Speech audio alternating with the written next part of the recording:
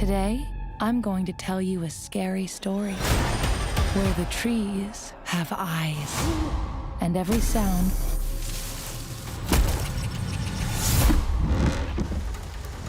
could be the last you ever hear. In here, nightmares are realities.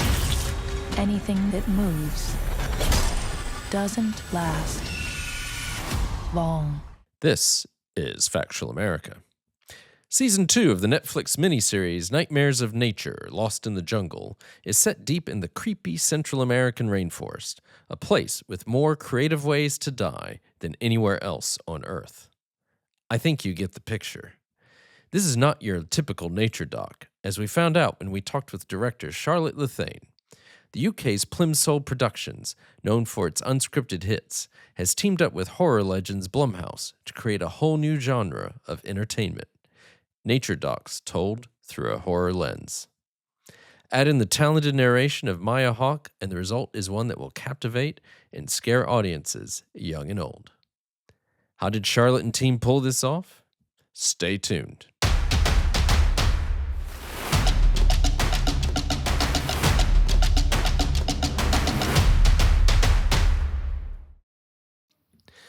Charlotte Lathane, welcome to Factual America. How are things with you?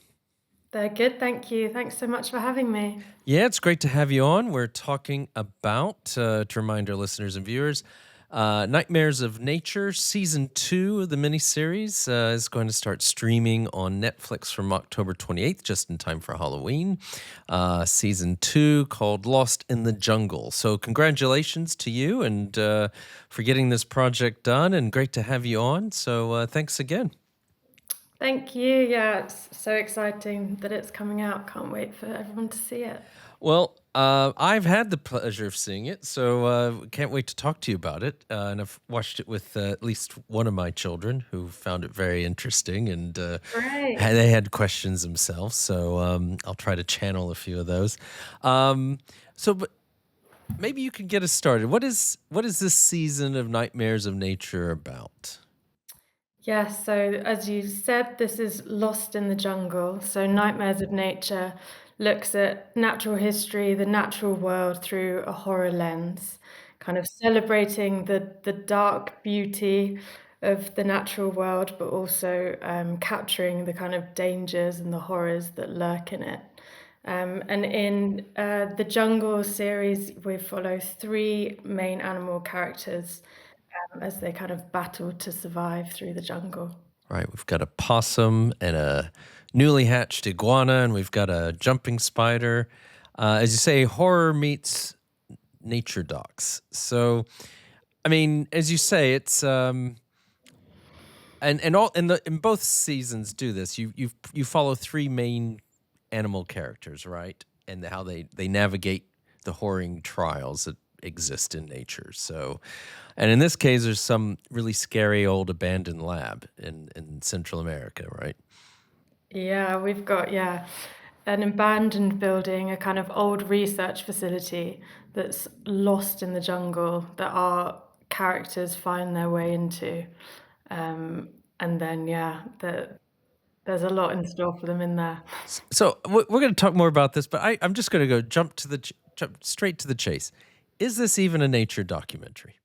Or maybe a better way of saying it, do you consider it a nature doc? How do you as the director?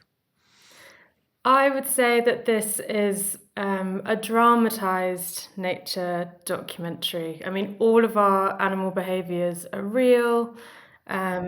These are kind of real life scenarios for our creatures when they're out in the jungle. I mean, every day these little animals are kind of fighting for survival. There are kind of predators and monsters, bloodthirsty killers that are out to get them and eat them if only they get the chance. But yeah, of course, all of our stories are dramatized. So it's a mix of both, I would say. It's a mix of both kind of real horror, drama, storytelling, and natural history.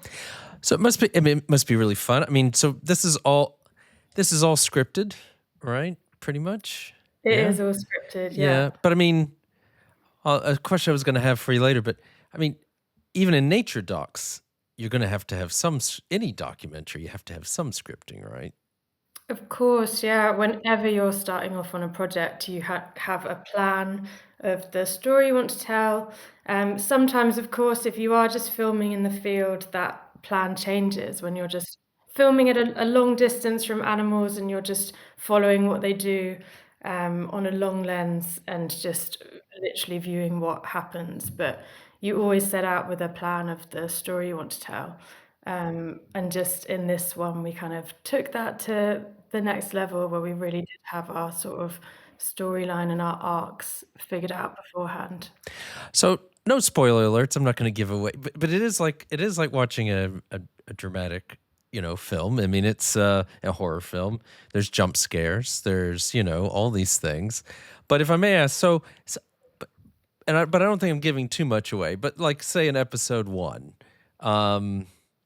so you create a story and you say the spiders. There's a spider. This jumping spider, and she's protecting her nest, right, of eggs. Right. So does her mate really get killed before this starts off? Or are you just like, no, this is a nice story to tell, and how does that go? What's the thinking that goes into this while you're creating it? Well, one of the sort of challenges we had making a kind of a horror story, but with animal characters at its core, not kind of your average human actors, was the challenge of kind of having the audience empathize with our characters. And can the audience really like put themselves in the shoes of a jumping spider enough to be kind of rooting for her and be scared for her in like seeing the world through her eyes. So we kind of chose these quite relatable but scary storylines that hopefully everyone could really kind of relate to and tap into. So our jumping spider, does lose the love of her life. Right. Early on. Yes. Yeah, Quite very graphically. early on, in a kind of slasher movie style. Right. But yeah, of course, like the main thing for us was keeping our heroes, our animal heroes, and our monsters as well, completely safe. So no animals were harmed in the making of our show at all. So yeah, these are all kind of just stories. So how do you do? I mean, this is because I'm not going to give anything away, but there are some scenes where there's some horroring scenes, right? So snakes and possums getting very close proximity. Are there special effects? How do you?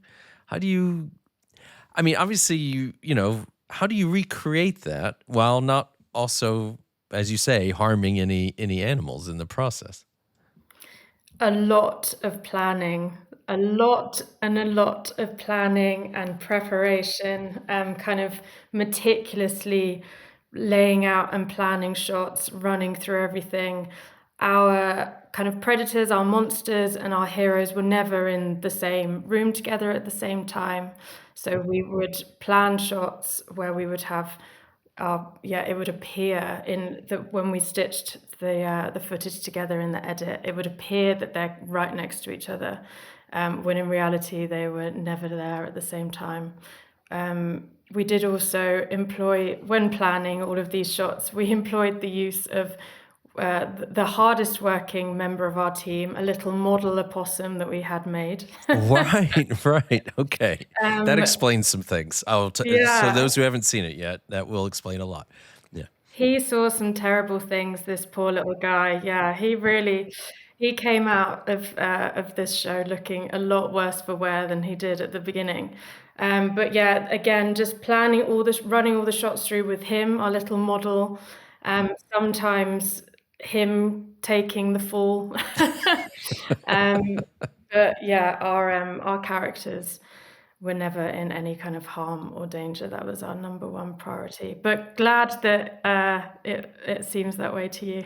No, it does. I mean, there's a scene. I'm not going to give it away, but it's just like, I'm like, wow, that's. I think you know the one I'm talking about. It's in episode 2. I mean, at end of episode 2, right? I think. But you even have like the our heroine, the spider, navigating a labyrinth of ants. I mean, how do you do that? Yeah, our spider, she was in the same room as the ants, That's but we allowed. had, yeah, that very briefly in the same kind of vicinity as the ants with our expert scientists, kind of there on guard, just in case anything were to go wrong. But yeah, it was just lots of planning, lots of expert animal specialists, scientists, and animal handlers on hand all the time to help us get these behaviors. So even with all this planning, I think they tell you in Hollywood not to work with animals, right? So how much can you really control, or do you have to allow that there's going to be some improvisation by your actors? Absolutely. I mean, the thing with animals, it's not like human actors. You can't kind of talk them through their motivations and what they're thinking and feeling from the scene. Sometimes the animals didn't really feel like doing exactly what they wanted to, what we were hoping for. So yeah, there was a little bit of kind of flexibility and improvisation that we had to employ. But we did have a few, like the opossums, for example, just like when you're filming kind of Lassie or other films with animal characters, we did have a few stand-in opossums. So sometimes it would be the case that possum number one wasn't wasn't feeling like it that day, and Right. then possum number two would step in. But yes, we of course needed a little bit of flexibility, a little bit of changing things, little tiny bits of like changing the story to work with them. Yeah, we were talking about all the challenges in making a film like this. So, what is the biggest challenge as a director for you, besides working with animals who don't necessarily follow your orders or direction?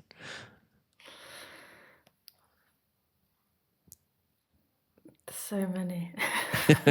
What are some of the ones that people would be surprised by, right? I think, yeah, what's been so exciting about making a brand new genre is the fact that, you know, there's no blueprint to build on. No one's ever made a natural history horror mashup show before.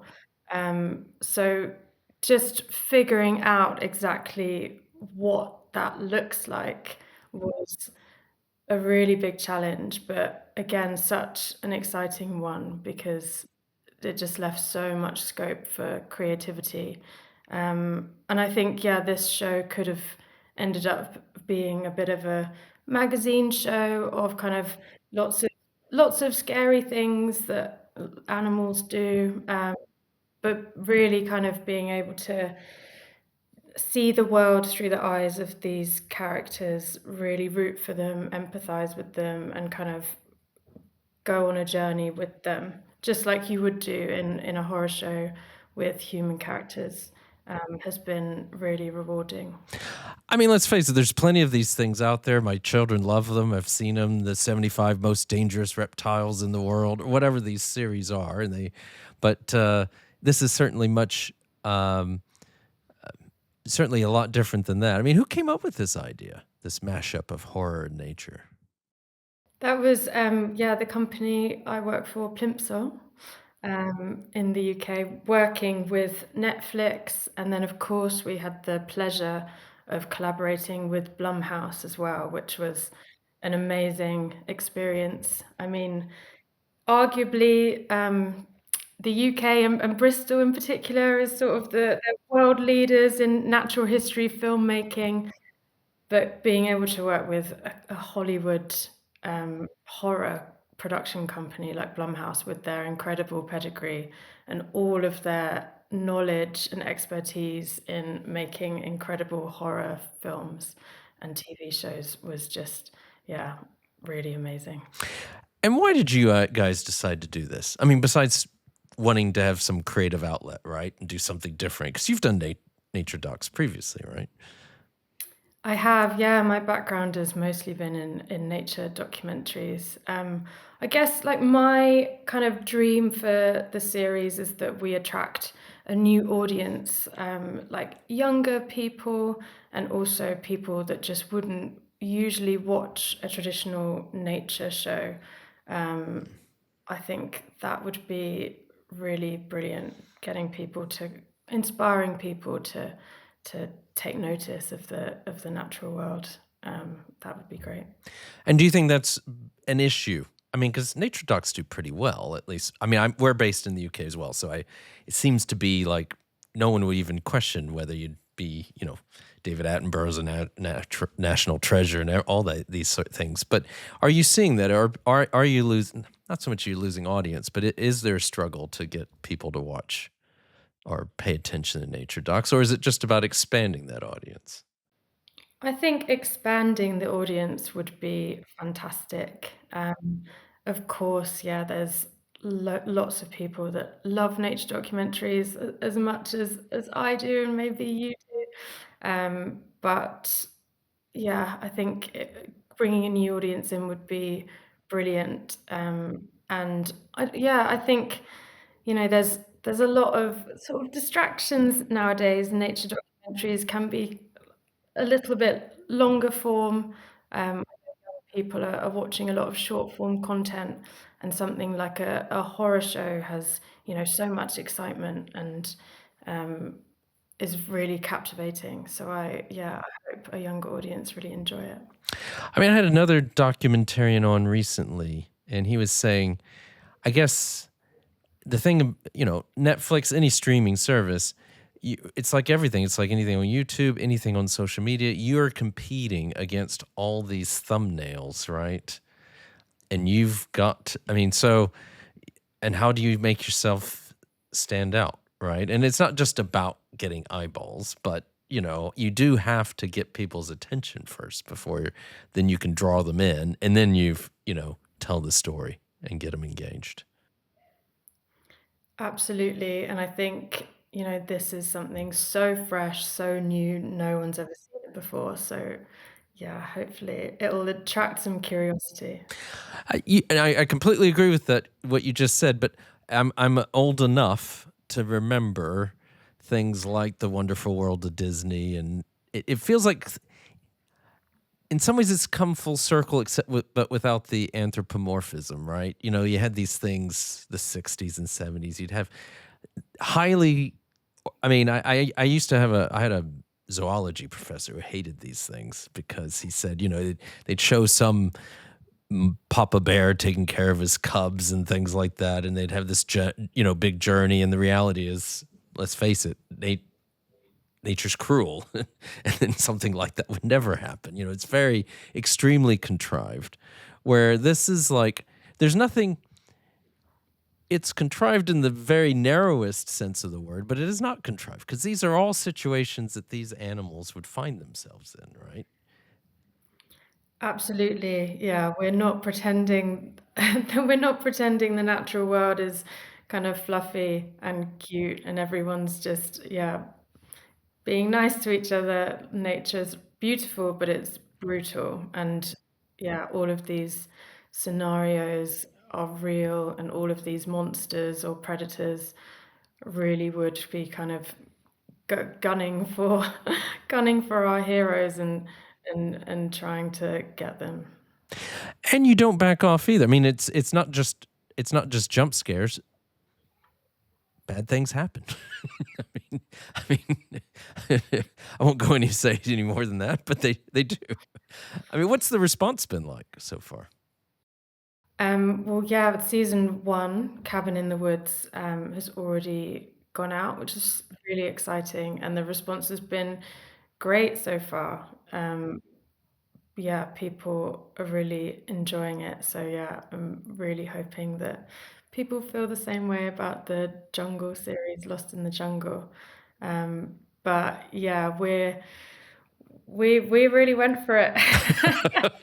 Well, I was going to say, so we already kind of addressed this, but I normally just I don't read reviews. I just watch the film and then interview the filmmakers. Um, but I was curious, so I did. As you say, Cabin in the Woods is already out. You can get it on Rotten Tomatoes or any of these places, and you'll like any film. You'll get. There are those people who I think are worried about the treatment of animals and things like that. So there are some negative feedback, you'd say. But what would you say to those critics? I mean, or I think maybe probably just reiterate what you said. No animals harmed in this. This is actually in some ways, as you said, expanding the audience to get more people interested in and concerned about nature and our environment. Yeah, we do actually have a disclaimer at the start of the films. So just assuring the audience that like our animal characters were all safe, and these are kind of wild behaviors, but they are dramatized scenes. Of course, yeah, all of our animal heroes were completely safe throughout filming. It's great that everyone's just so like in it and believing that these really are scary, kind of life-threatening situations for them. Yeah. Yeah, and you can have that disclaimer, but let's face it, we all have such short attention spans these days. No one's reading those things, right? They were up getting some popcorn or something when that came on the screen. Hey, and how'd you get Maya Hawke to do narration? How'd you manage that? Yeah, Blumhouse and Netflix did an incredible job getting Maya. She brought so much to the narration. I think she was such a brilliant choice, kind of fresh, and also she really brought her own kind of personality and take to it. There was kind of a point when we were writing the scripts that I thought maybe we wanted a kind of maybe untrustworthy narrator. Maybe the narrator could almost kind of relish in our characters not having a great time. But Maya empathized so much with the characters. She was saying, "No, I'm rooting for this opossum. Like, I don't want him to have a bad time." And I think that was totally the right choice in the end. Like, she was really there with them. But yeah, she just had such a great mix of kind of playfulness, empathy for the characters, and yeah, kind of she brought like a kind of creepiness as well to some scenes, which was just great. I thought it was brilliant. You're gonna have to lock her in for all the future seasons. I know, I'd love that. Yeah, we have so many ideas. We just desperately want to make more and build on this genre, and Maya's perfect. Yeah, I'd love to have her again.